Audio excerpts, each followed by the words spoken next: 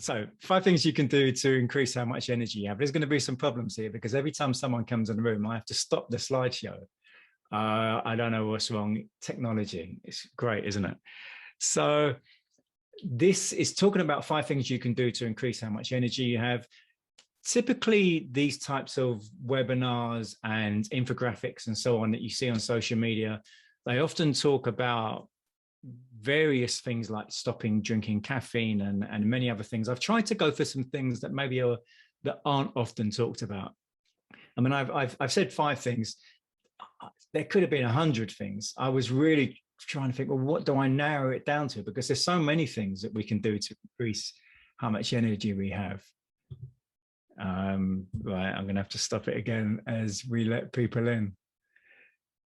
So yeah, there's many things that we can do to increase our energy. So I've just done 5 here, but as I said, there could be many others, and a lot of these are all around habits, because it's all about our behavior, and it's doing some of these things on a regular basis, because the more habitual we can make some of these things, the more likely we're able to do them without even thinking, just sort of, without any conscious thought behind it. We've got someone else coming in. This is going to be great, isn't it? Every time someone comes in, I have to stop the slideshow. Right. So, and yeah, we have a lot of we have a lot of sort of conditioning behaviors, and most of them aren't very good for us. And we tend to have a lot of things that we do that we don't really want to be doing. And these automatic patterns, they aren't so good when they aren't healthy behaviors. The automatic patterns are great when they are healthy behaviors, but that's not always the case. So I help a lot of people swap out the unhealthy behaviors for behaviors that they want to do, that they know are going to set them on the right path, rather than the ones that they've got at the moment, which unfortunately aren't helping them on the right path. So the first one is number 5, because we're going down in reverse order, as if, because I'm a former radio DJ, so I have to do it in a chart rundown. So number 5 is the physiological sigh. And I don't know if you've ever heard about this before, but the physiological sigh it's the fastest way to reduce stress.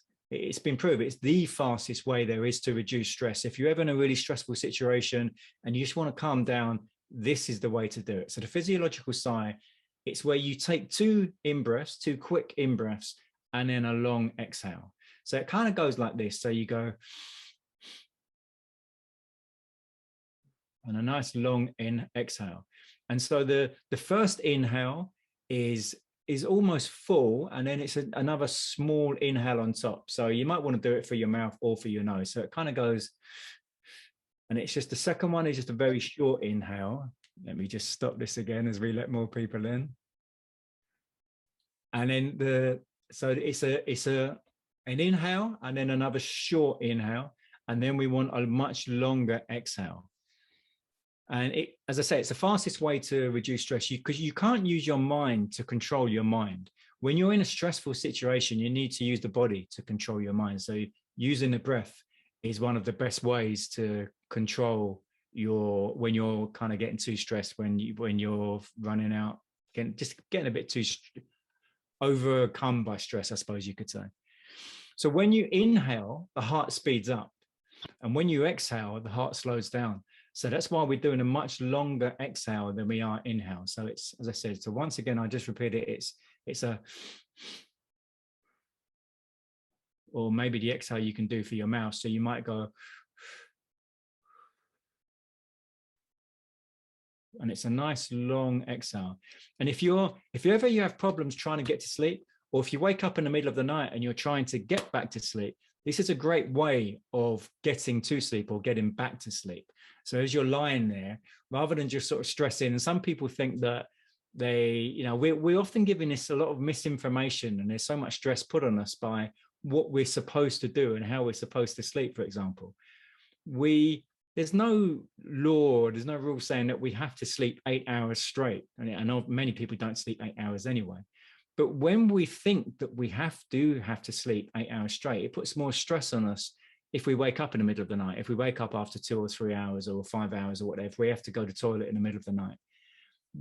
We aren't monophasic. That's monophasic is when you just sleep one straight 8 hours consecutively.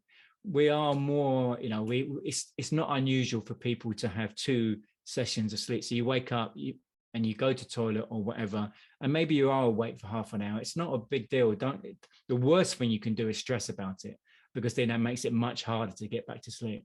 If you're lying there for more than 20 minutes, the best advice is actually to get up, go and make a cup of tea, and then come back into bed. The worst thing you can do is start scrolling on your phone, looking at the TV, looking at any kind of electronic device. That's the worst thing you do, because that's almost guaranteed to make it more difficult for you to get back to sleep.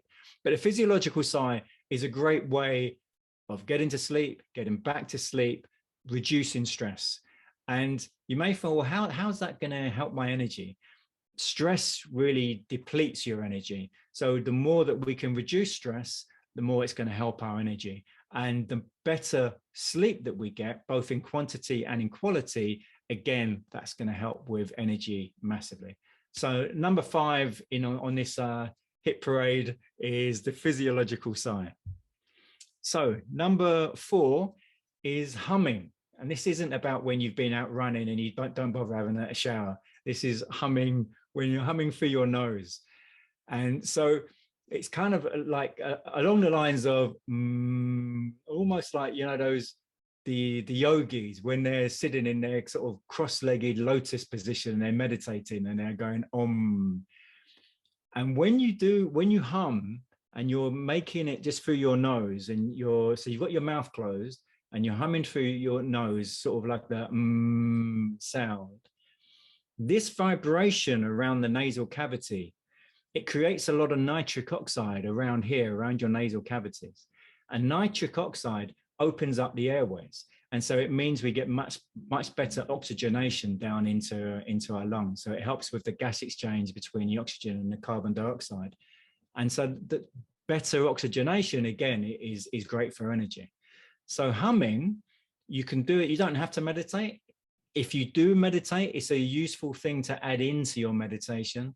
So depending on whether some people do transcendental meditation where they're doing some kind of a mantra, or some people do mindfulness meditation where they are focusing on their breath. If you are focusing on your breath, sometimes you might want to, as you're exhaling, just do a hum. So each time you exhale, just go kind of like that Maltesers kind of sound. And as I said, that creates more nitric oxide, which opens up the airways, which is great for us. So number 3 is day-night light exposure. And this one is really important because it's a kind of yin and yang thing here. The best way to get a good night's sleep starts first thing in the morning, when you actually wake up from last night. So when you wake up in the morning, ideally you want to try to get out into the daylight. Even when we don't get much daylight in England, it always seems to be raining or it's cloudy or whatever, but even just getting outside, even if it's raining, if you can get out for a minimum of 30 minutes and not wearing sunglasses.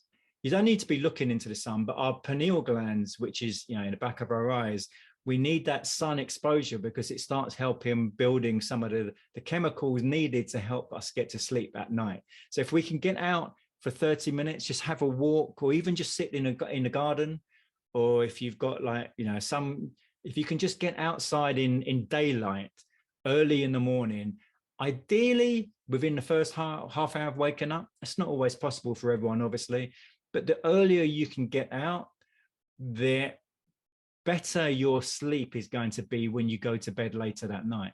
And then on the opposite side of that, when you are preparing to go to bed at night, that's when you need less light exposure. So during the day, during daylight hours, you need as much light exposure as possible. When we're inside, when we're in an office, when we're in our home, even though it may seem very bright, the actual amount of lux that we get, that's the measurement of light, is really low compared to if we go outside. And so in the daylight hours, we need lots of light. So ideally, you would want to go out more than once, not just simply early in the morning. You want to go out maybe again in the afternoon as well, if that was possible. But then at nighttime, it's the opposite. You need as little light as possible. When you've got lots of lights everywhere in the house, that makes it much more difficult to get to sleep. So we want lots of light exposure in the day and minimal light exposure at night, especially in 30 minutes before you actually decide to go to bed.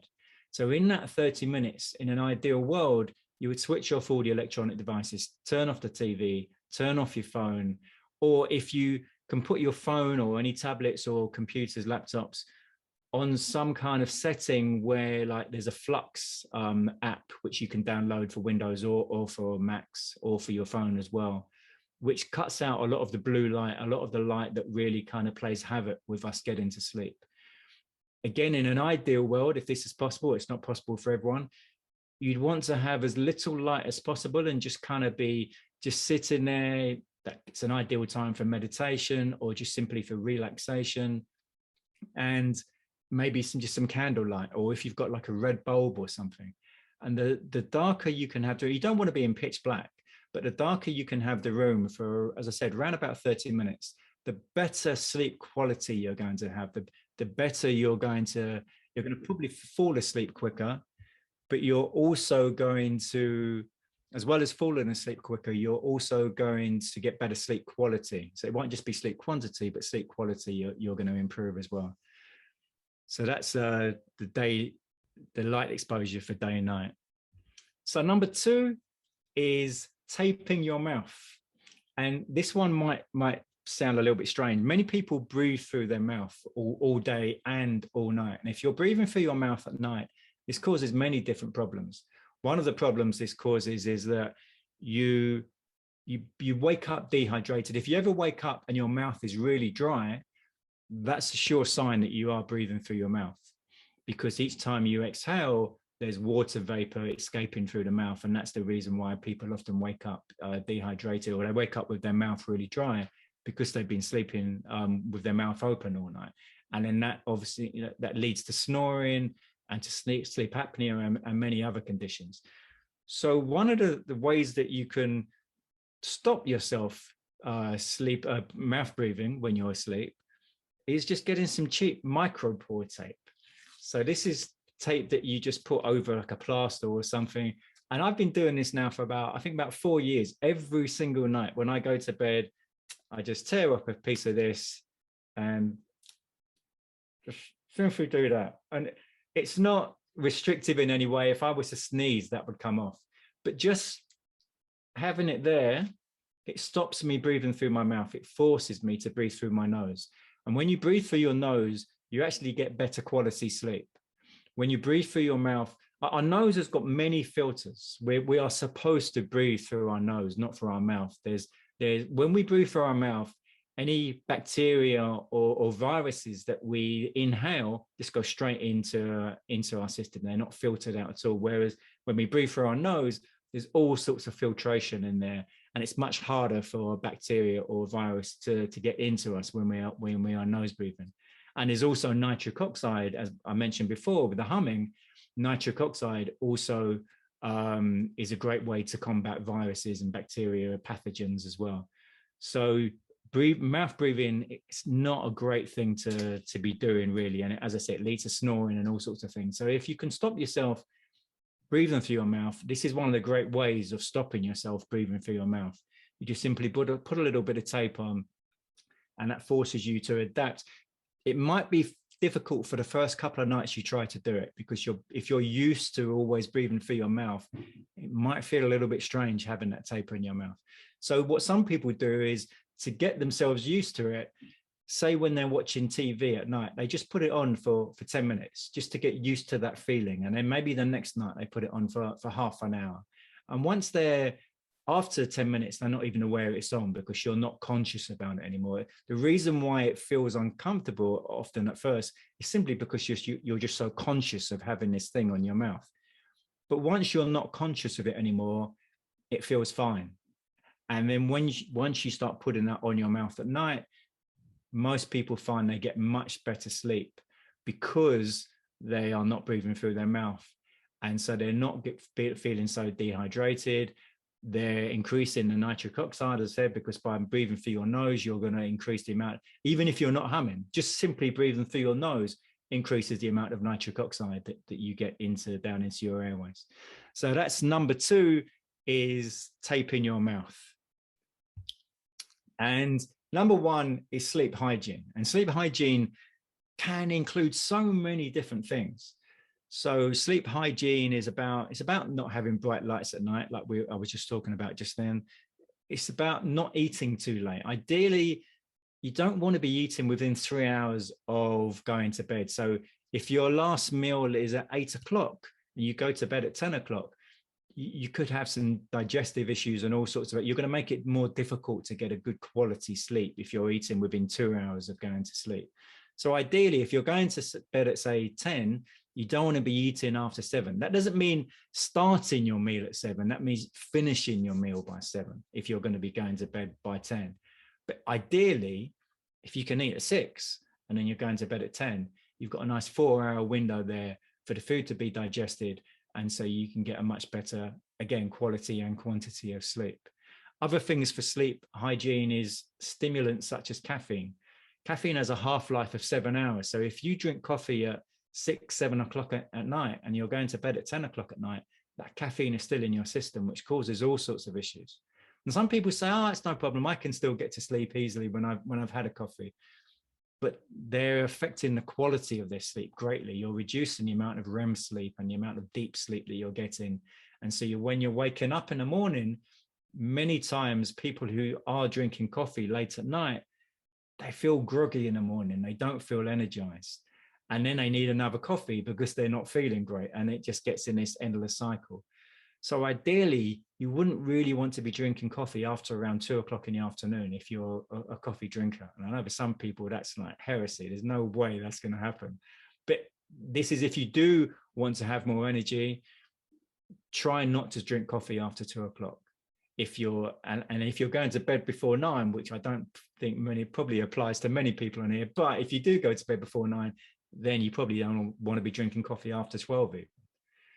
So sleep hygiene, it's also about not having a TV in your bedroom, which I know there's a lot of people probably going, there's no way I'm not watching TV in my room. But the problem with having a TV in your room, it's not just simply the light, because the light is one thing. It's not as bad as having a phone right next to you, because that's really bad for the light that's emitted, the blue light that's emitted from your phone. But it's more about you're being stimulated, because normally if you're watching something in bed, it's usually a film, something that's quite dramatic. Worst thing you can be watching is horror or anything like that, where you're really raising your heartbeat, because then you're making it much more difficult for you to fall asleep by raising your heart rate so high. So that's one of the reasons why it's not great to have a TV in bed, because of the light exposure for one, but the stimulation is probably the worst thing. It's not so bad if you have a TV in your bedroom and you use it to fall asleep, and it's just more about the sound. So you're not actually watching it. Maybe it's on, but you've got your eyes closed and you're just listening to something.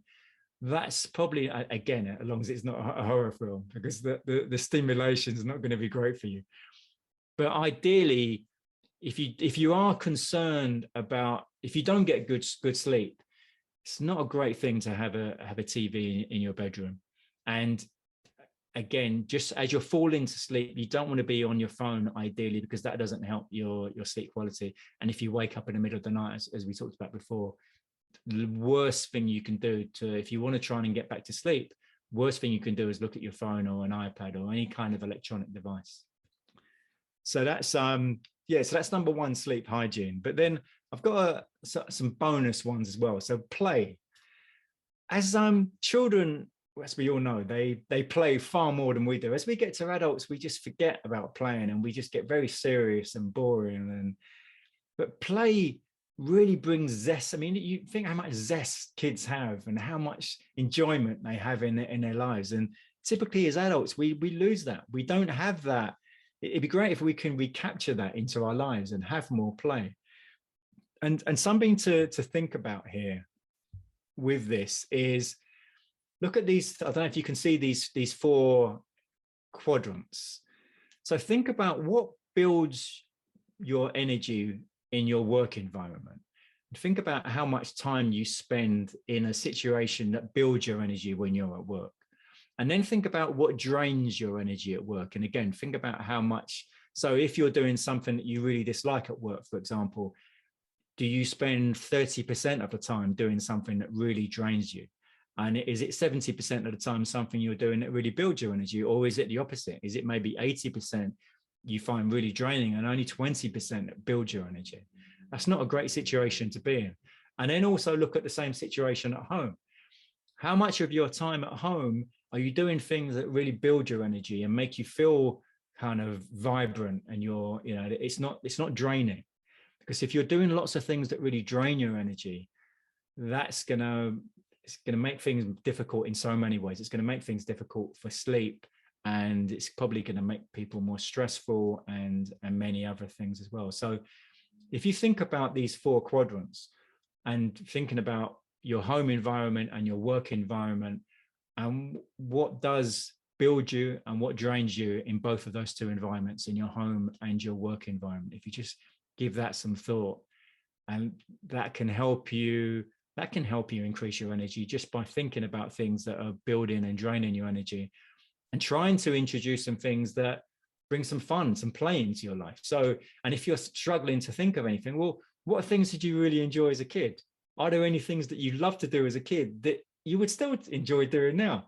And I mean, I know there's a couple of guys on here who love music, and it's, for some of us, I mean, you know, that I grew up loving music, just playing some of the music I used to love as a kid, Madness or the Specials or whatever it may be, just listening to that and having a dance around the kitchen. That's play. That's a great way of building energy and getting rid of stress and forgetting any sort of worries and stuff like that. If you just do that for 5 minutes every night, say before you go to bed, or after you've made dinner, or as you're preparing your dinner in the kitchen, you might play something that you really love, some music that you really love, and just dance around the kitchen for 5 minutes. That's a great way of building your energy. And maybe at the same time as you're doing that, you could be humming, so you're getting a 2 for 1 at the same time. So that's one bonus, is talking about play. And a second bonus that I could talk about here, I kind of touched upon it earlier, is meditation. And meditation, a lot of people look upon this as a really, that's very woo-woo, that's all too woke for many people. That's this expression I keep hearing all the time now, is woke. But meditation there's actually proven scientific benefits for meditation. There's many different types of meditation. There's transcendental meditation, or TM, which is where you're just repeating a mantra all the time. Or there's mindfulness meditation, where you're focusing on something specific. Usually it will be the breath, or sometimes it might be like there's a type of meditation called loving kindness, where you've got these repeated phrases that you're just repeating on a, you know, talking about loving your friends or your family, or appreciating things, being grateful for things. So that's more mindfulness meditation. And you can bring in some of the stuff that I've talked about here, as I talked about. You could bring in humming into your meditation. So again, you're getting a 2 for 1 by humming at the same time as you meditate.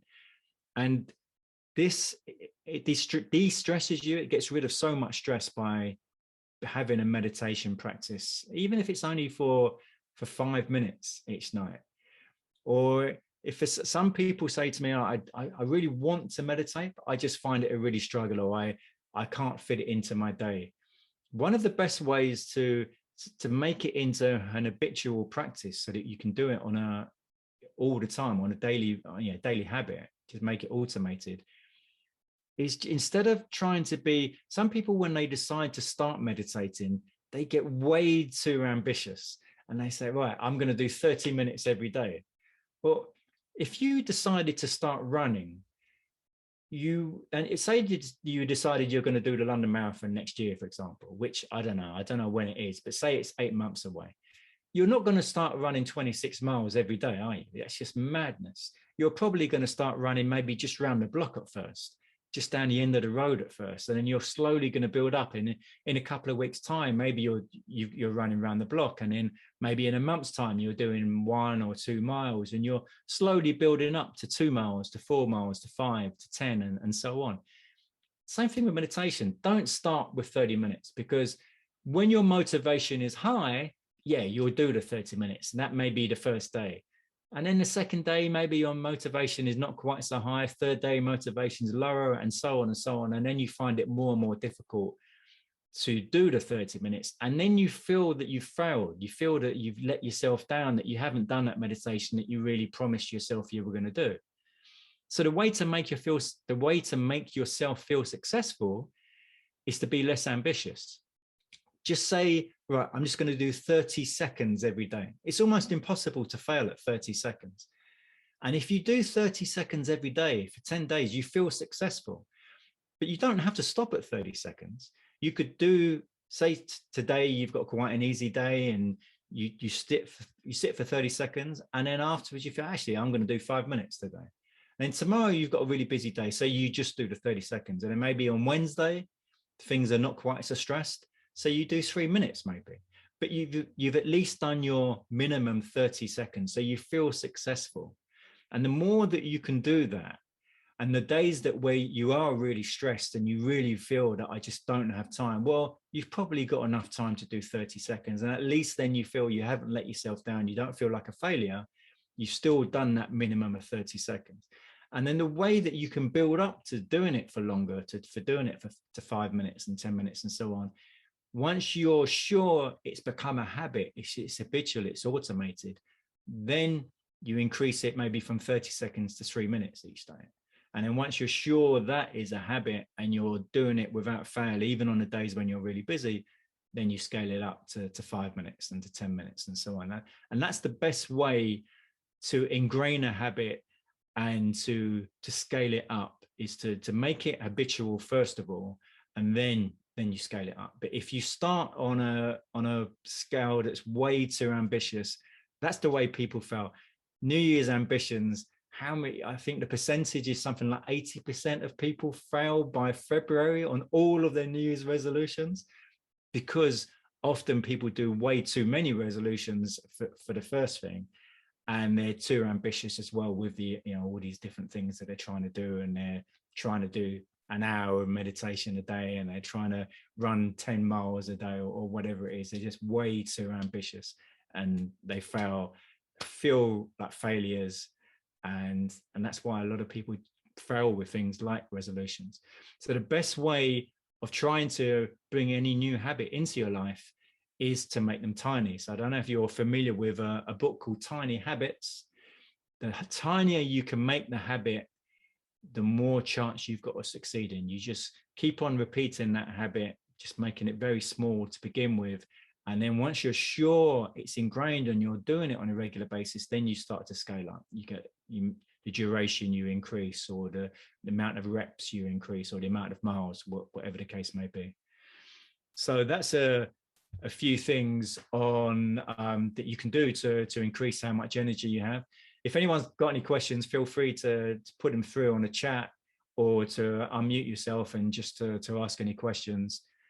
There's and not all of these things, and some of these things some of you may already be doing, and not all of them are you going to see immediate benefits from, or are you going to necessarily see immediate results from. Because, for example, if you start to take on the humming, you won't notice a difference after the first day, definitely. And even after a few days, you might not notice a difference. But after you've been doing this for a few weeks, it may not be apparent, it may not be obvious, but you just probably will feel that you've got more energy. And when you can combine some of these things, if you can combine the humming and the meditation, and maybe putting the tape over your mouth, you just combine some of these things, the more of these small little things that you can do, the more you are going to increase how much energy you have. All of these are often built around getting better sleep, because the best way that you can increase your energy is by getting better quantity and quality of sleep. We want to get a better deep sleep and REM sleep. Don't necessarily listen to the experts who say you have to be sleeping 8 hours every night. That's the ideal. It's not always possible for everyone. If you're sleeping 4 or 5 hours, you have got some issues. So we definitely want to increase that if that is a situation. But if you can get to at least 6.5 hours, you're doing much better than most people are. If you can get to 7.5, things are great. That's a bonus. If you can get to 8, you're in heaven. You're in dreamland, pun intended. But yeah, we want to If you do have issues with sleep, if you're only sleeping for 4 or 5 hours every night, and that is a real problem, the best thing you can do is there's something called CBTI, which is cognitive behavioral therapy for insomniacs. If you just Google CBTI, C for Charlie, B for Bravo, T for Tango, I for India, CBTI, that's the best way of solving serious sleep issues. If your issues aren't quite so serious, I mean, you know, you're welcome to drop me a message. If you want to have a free one-to-one intro call, we can chat for 20, 30, 40 minutes, whatever on the phone. I can help you with any issues around sleep or any other things as well, because there's 5 areas I tend to help people with. Is nutrition, sleep, breathing, movement, and mindset. And I try to help people create habits around these 5 areas. So whatever the area or areas people are having issues with, whether it be nutrition or sleep or breathing, movement or mindset, if there's 1, 2, 3, or even all of those areas, and I just try to help people take on board small habits one at a time. I would never give anyone habits on all 5 of those at the same time, because that's just overwhelm. And I have something called a 12-week program, which is, well, a 12-week workshop. The next one starts in a couple of weeks' time. And each week, and there's normally 8 people on these workshops, and each week we go through different areas. We start off working on habits. How is the best way to create habits? And I talk about the mindset and triggers. And I don't mean a guy in Only Fools and Horses. This is more about what is the best way of making a habit that you can do on a habitual basis, you know, make them automated. And it's about doing it after something that you already do on a regular basis. So for example, we all brush our teeth first thing in the morning, last thing at night, or I imagine that all of us on this call do. There's things that we always do at certain times of the day. Maybe we always make tea after maybe after you wake up, first thing you do is you go and brush your teeth, then you have a shower, then maybe you make a cup of tea or a cup of coffee or whatever it may be. But there's certain things that we already have, we do at the same time every day. Maybe there's a few things that you do in the morning, there's a few things you do at lunchtime, and again, there's a few things you do in the evening. All of those things can be triggers to add new habits in. Maybe the new habit is you want to do 5 press-ups every day. Maybe it's that you want to go for a walk or a run every morning, every afternoon, whatever it is. So in this 12-week workshop, I started off, we go through about behavioral science and how we can make things habitual. And then we actually work on creating some habits and trying to do those on a daily basis. And then we go through those 5 different areas: the sleep, breathing, nutrition, movement, and mindset. We start off with sleep because that's the most important one. And we look at how is your sleep? What can we do to improve your sleep? I use an app as well. So I'm sending you different bits of information on the app. After we've worked on sleep for a couple of weeks, we go on to breathing, because breathing is the area that surprises most people, because most people think, well, I'm great at breathing. I've been doing it all my life. But there's ways that we can breathe, and there's practices that I can show you where you can improve your breathing, where you're not getting out of breath so quickly, where you don't notice your breath so much. If you can hear yourself breathe, that means you've got dysfunctional breathing. Ideally, you should never be able to hear yourself breathe. And when you can get your breath work to the point where when you're breathing, you're not even feeling the hairs in your nose move, then you've got really efficient breathing. And when you do any form of exercise, even if it's something really high intense, like football or high intensity workouts, like HIIT workouts, you're gonna not be out of breath as quickly as most people will be. And your heart rate is going to be lower, your HRV is going to be better, your heart rate variability is going to be better, and many other things as well. So that's breathing. And then we go into nutrition, about how we can maybe reduce the amount of processed food that we're eating, how much junk food is being eaten. And in the last few weeks, we're looking at movement and mindset. And obviously mindset is one of the biggest issues around all of this. So even during the first few weeks, we will be looking at mindset on some of this as well. So if you want more information, just go to that URL, tonywignard.com/workshop, and you can sign on for that. As I said, the next one starts November 15. It's every Monday for 12 weeks. And it's 1 hour every Monday. And you might think, well, why? That's obviously going to take us over Christmas. And that's done quite purposely, because a lot of people find that they really struggle over Christmas. They just get into so much, they drink so much, they eat so much, and they feel really guilty in the new year. And then they start trying to do all the New Year's resolutions. So by putting in place some good habits before Christmas comes, they feel more in control over Christmas. So that's the reason why it's starting in November and going over Christmas. There will be a week break, probably between that week between Christmas and New Year. There'll be a break for that week, but at least then you'll have some habits in place so that you don't feel so guilty. If you are that type of person, you don't feel guilty after the once the New Year starts, after the Christmas holidays. So that's some things on a 12-week workshop. If you've got any questions, I haven't seen any questions come through. The only problem is at the moment,